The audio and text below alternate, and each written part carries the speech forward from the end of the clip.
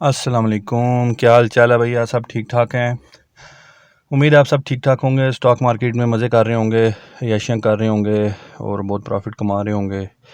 आज जो हम जिस मौजू पे बात करेंगे, जिस टॉपिक पे हम बात करेंगे, वो ये है कि what is the importance of patience.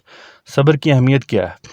फिर हम ये देखेंगे क्या वजह है कि सब्र हमें होता नहीं है, हम बेसब्रे क्यों हो जाते हैं और फिर हमें नुकसान होता है, क्या वजह है। वो हम उन वजूहात को तलाश करेंगे कि जिनकी वजह से हम बेसब्रे हो जाते हैं। फिर हम ये देखेंगे कि हम कैसे सब्र हासिल कर सकते हैं। तो ये 3 चीज़ें हम देखेंगे। तो शुरू करने से पहले भैया, जिन्होंने मेरे चैनल को सब्सक्राइब नहीं किया हुआ, वो काइंडली सब्सक्राइब कर लें और बेल आइकन पर लाजमी क्लिक कर दें, ताकि आपको मेरी नई वीडियो की नोटिफिकेशन जो है वो ऑटोमेटिकली मिलती रहे। और अगर आपका कोई कमेंट हो तो ज़रूर नीचे कमेंट करके मुझे बताएं। तो चलिए शुरू करते हैं। देखें, बात यह है कि बचपन से हम सुनते आ रहे हैं कि सब्र जो है उसका फल मीठा है, ठीक है। फिर इसी तरह मुझे याद है, हम बचपन में पढ़ते थे, सब्र करो सब्र करो, सब्र बड़ी चीज़ है, आज हमने चाँद देखा कल हमारी ईद है। तो लेकिन सब्र की असल अहमियत का हमें पता नहीं था।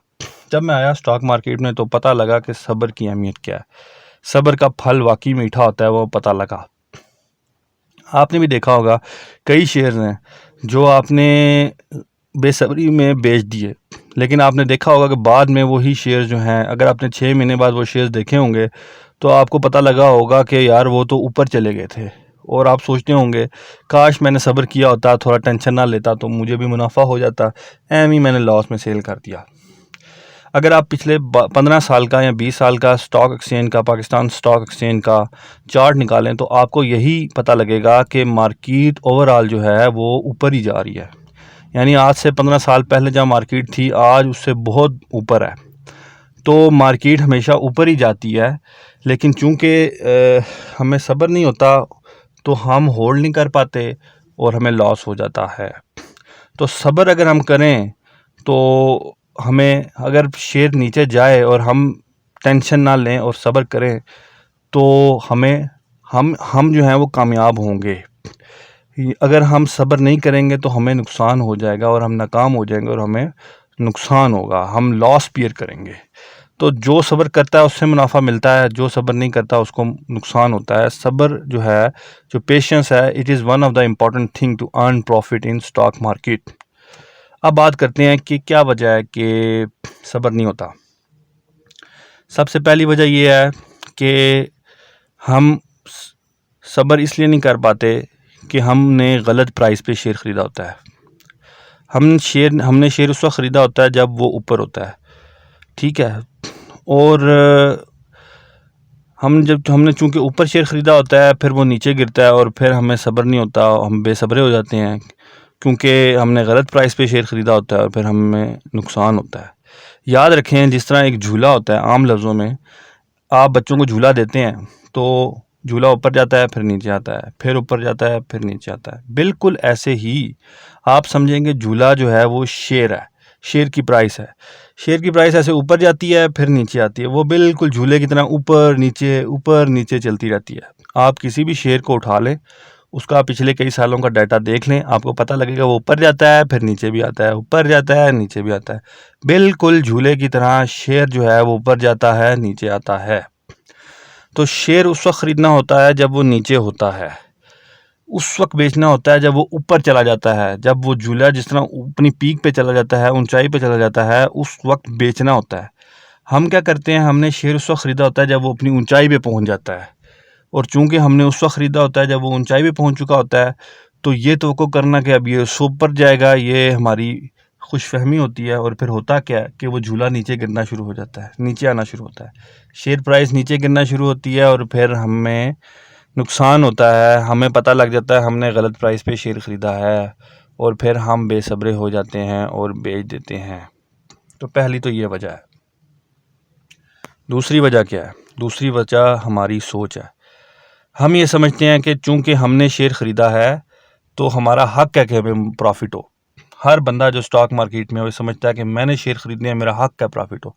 किसी का कोई हक नहीं होता प्रॉफिट होने का, किसी का कोई हक नहीं है प्रॉफिट होने का। हक सिर्फ उसका है जो सही तरह मेहनत करता है, सही प्राइस पे शेयर को ख़रीदता है और सही कंपनी को ख़रीदता है, उसको प्रॉफिट होता है और किसी को प्रॉफिट नहीं होता। ठीक हो गया।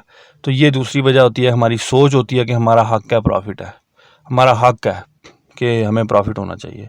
ऐसा होता नहीं है। तीसरी वजह क्या है? तीसरी वजह भी हमारी एक और सोच है, वो ये है कि मैंने शेयर ख़रीद लिया है, अब इसे ऊपर ही जाना चाहिए। मैंने शेयर ख़रीदा है 10 रुपये का, अब 10 रुपये का ख़रीद लिया, अब ये ऊपर ही जाना चाहिए, नीचे नहीं गिरना चाहिए। हमारी सोच ये होती है मैंने ख़रीदा है तो अब ये ऊपर जाएगा। ठीक है। याद रखें, जब आप ख़रीद रहे होते हैं शेयर तो दूसरी तरफ एक बंदा बेच रहा होता है। आप किसी से शेयर ख़रीदते हैं, अगर आप ये समझते हैं कि आपने बड़ी अच्छी प्राइस पे शेयर को ख़रीदा है, नीचे ख़रीद लिया, तो जो बेच रहा होता है वो ये समझ रहा होता है कि मैंने बहुत अच्छी प्राइस पे शेयर को निकाल दिया। ठीक है। तो एक तरफ अगर आप समझ रहे हैं कि आपने बड़ी अच्छी प्राइस पे शेयर को ख़रीदा है, तो दूसरी तरफ एक दूसरा बंदा समझ रहा होता है मैंने बड़ी अच्छी प्राइस पे शेयर को सेल किया। तो यहाँ हर बंदा जो है वो बड़ा सियाना समझ रहा होता है अपने आप को।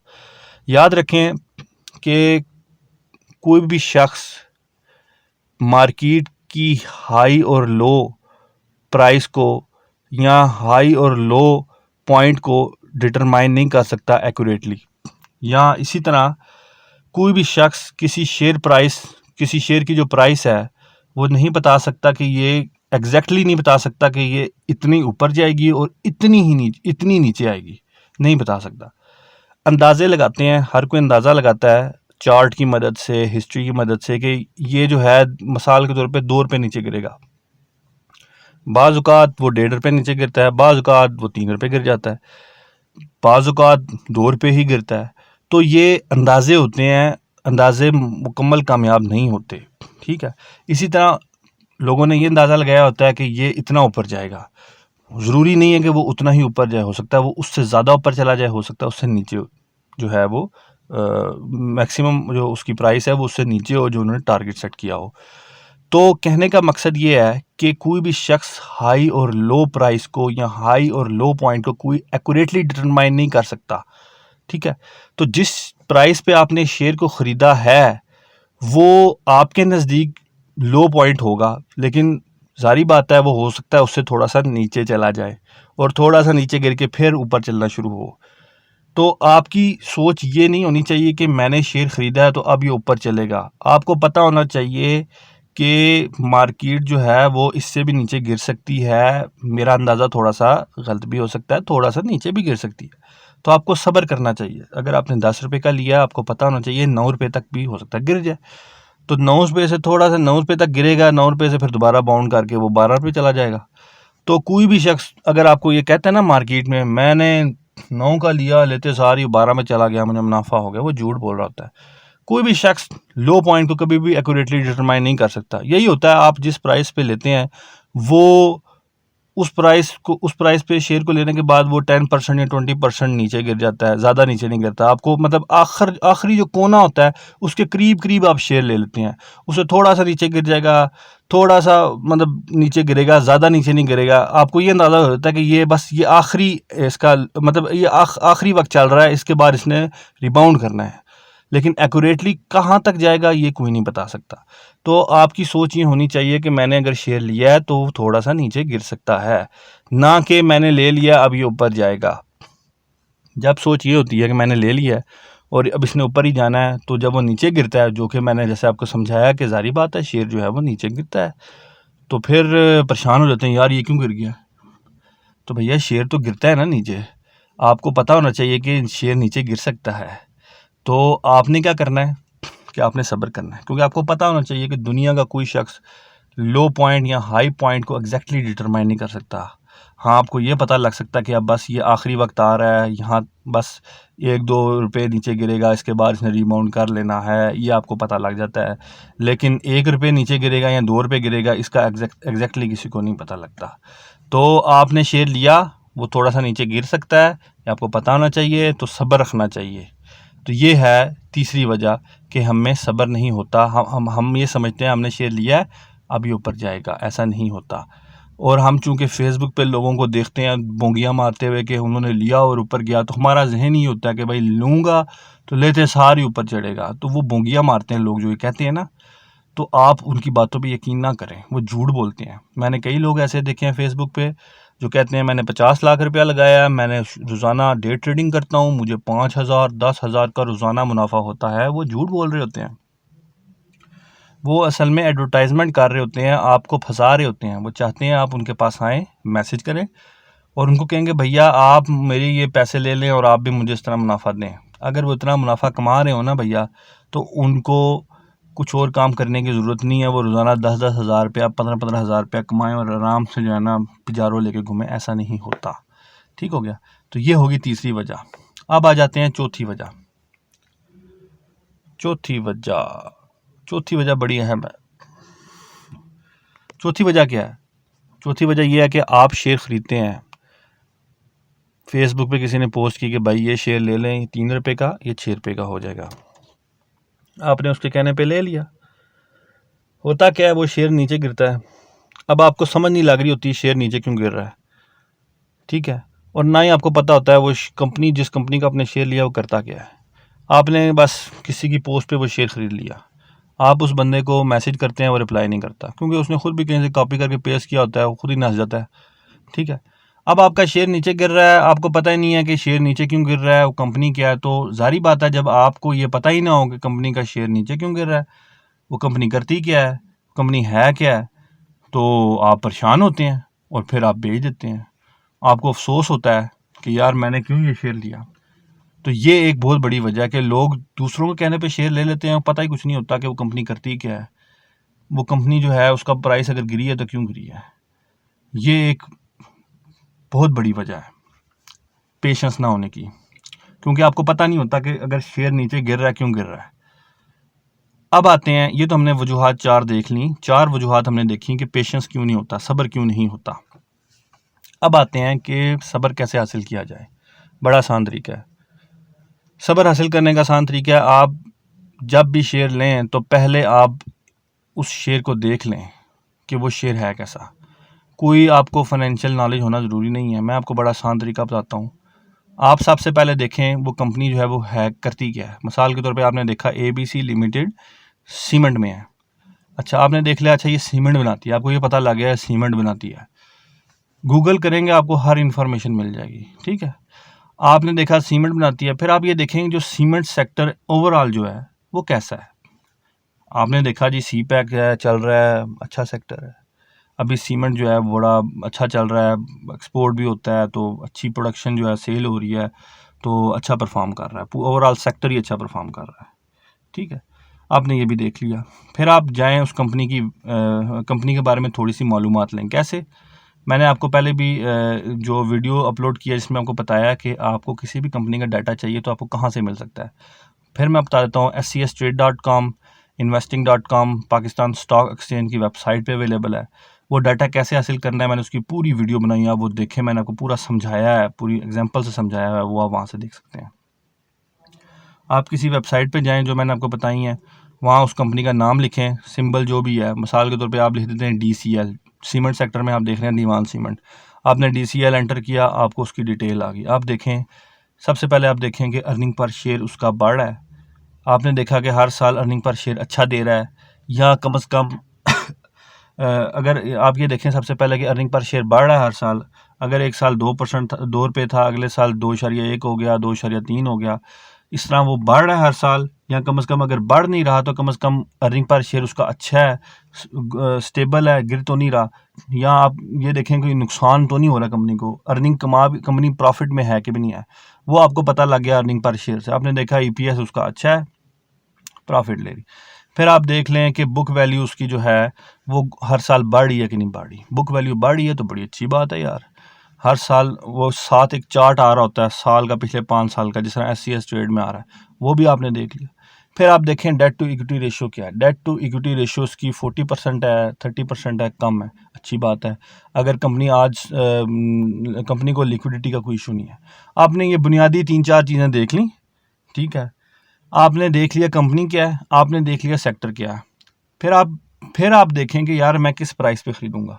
आप नीचे उठाएं और आप देखेंगे कि जब ऐसे करेंगे ना कि आपने नीचे उठाया है, तो आपको टेंशन नहीं होगी। आपने मिसाल के तौर पे अगर शेयर ये सब कुछ देखने के बाद शेयर जो है वो 8 रुपये पे उठा लिया और वो 6 रुपये पे भी आ गया, तो आपको पता है यार जो मैंने कंपनी ली है ना, कमा प्रॉफिट रही है, कर क्या रही है आपको पता है, और आपको टेंशन नहीं होगी। ठीक है, अगर आपने मेरी वो पिछली 4 बातों को ज़हन में रखा होगा कि यार प्राइस नीचे गिर सकती है थोड़ी सी, कोई लो पॉइंट किसी को नहीं पता होता, हर एक जो भी शेयर लेता है वो नीचे गिरता ही है। जो कहता है ना कि फेसबुक पे मैंने लिया ऊपर चढ़ के, वो झूठ बोलता है, ऐसा किसी के साथ नहीं होता।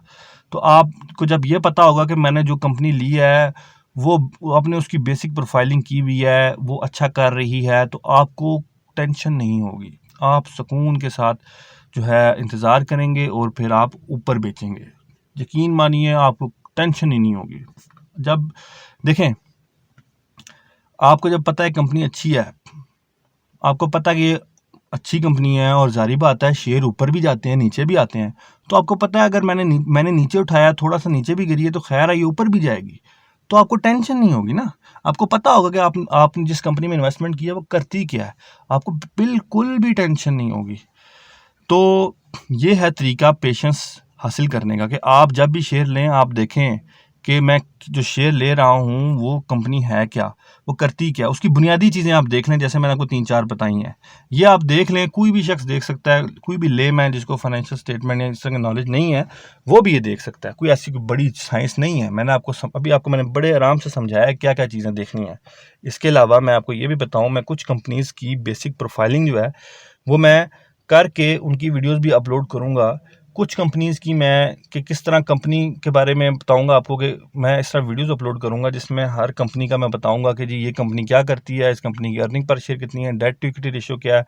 सामने मैंने वेबसाइट खोली होगी, वहाँ से आपको देख के बता रहा हूँ, ताकि आपको खुद भी समझ लग जाए कि कैसे देखना है, और ताकि आप फ्यूचर में खुद भी वो बेसिक प्रोफाइलिंग किसी भी शेयर को ख़रीदने से पहले खुद कर सकें, कोई भी शख्स आराम से वो कर सके, ताकि आपको सब्र आए और आप जो हैं आपको नुकसान ना हो। ठीक है क्या?